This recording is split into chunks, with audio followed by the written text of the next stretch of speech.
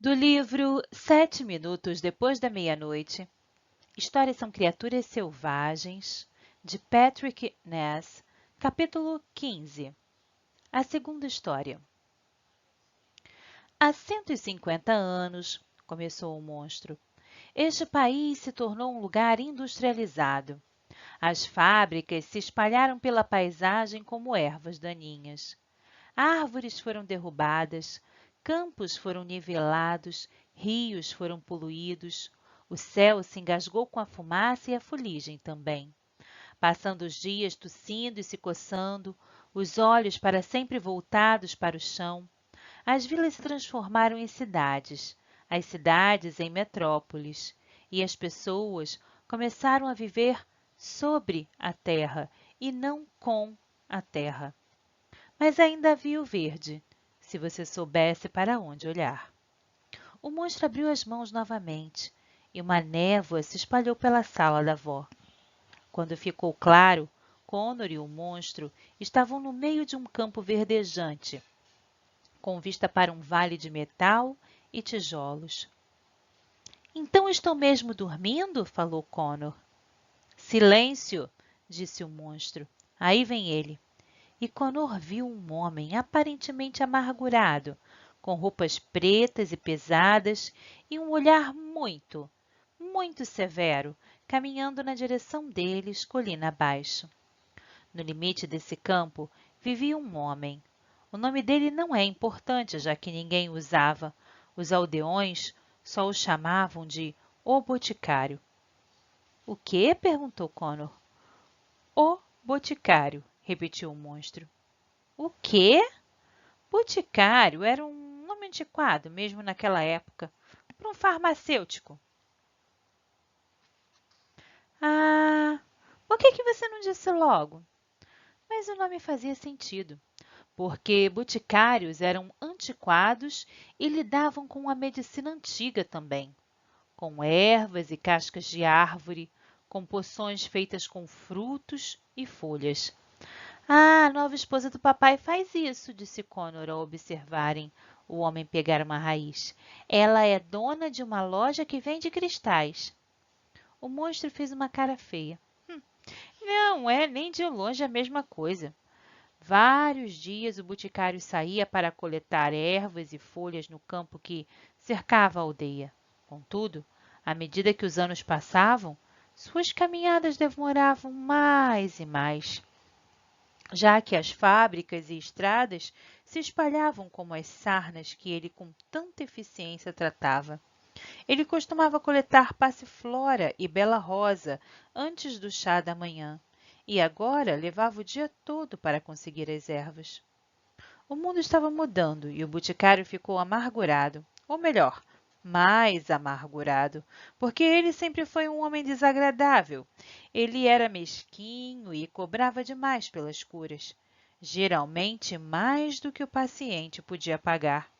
Ainda assim, ele se surpreendia ao notar o ódio que os aldeões tinham dele, pensando que eles deveriam tratá-lo com mais respeito e como se ele se comportasse mal e eles se comportassem mal em relação ao boticário, até que, com o passar do tempo, seus pacientes passaram a procurar outros remédios mais modernos e outros curandeiros mais modernos, o que, claro, só tornou o boticário mais e mais amargurado.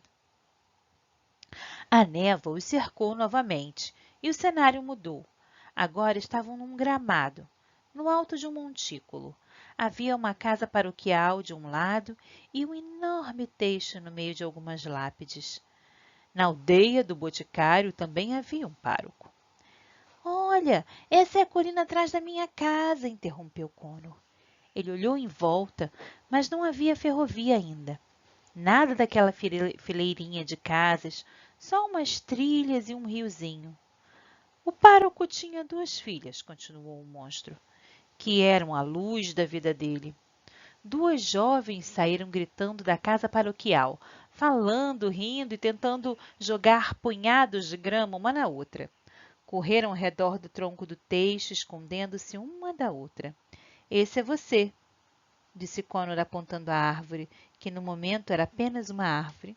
Sim, bem, no terreno da casa paroquial também crescia um teixo. E era um belíssimo teixo, acrescentou o monstro. Se você diz, falou Connor. Ora, o boticário queria muito aquele teixo. Queria? Por quê? O monstro pareceu surpreso. Ora, o teixo é a mais importante das árvores medicinais.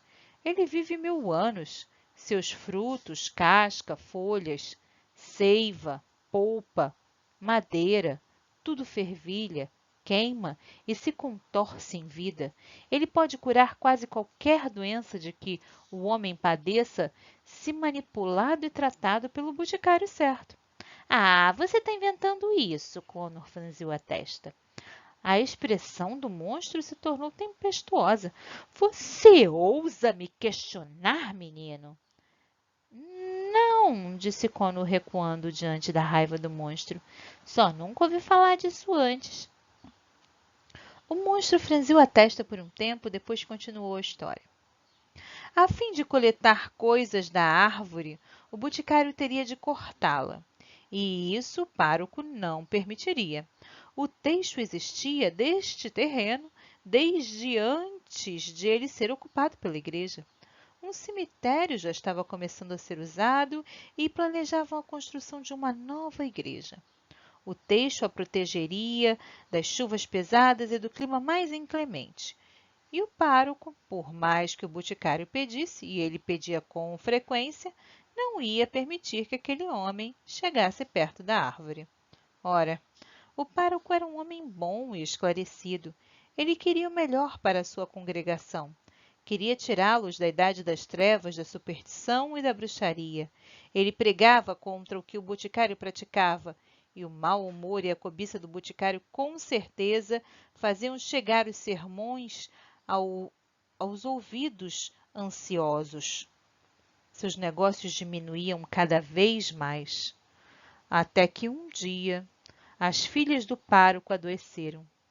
Primeiro uma, depois a outra, com uma doença que varreu o interior de todo o país.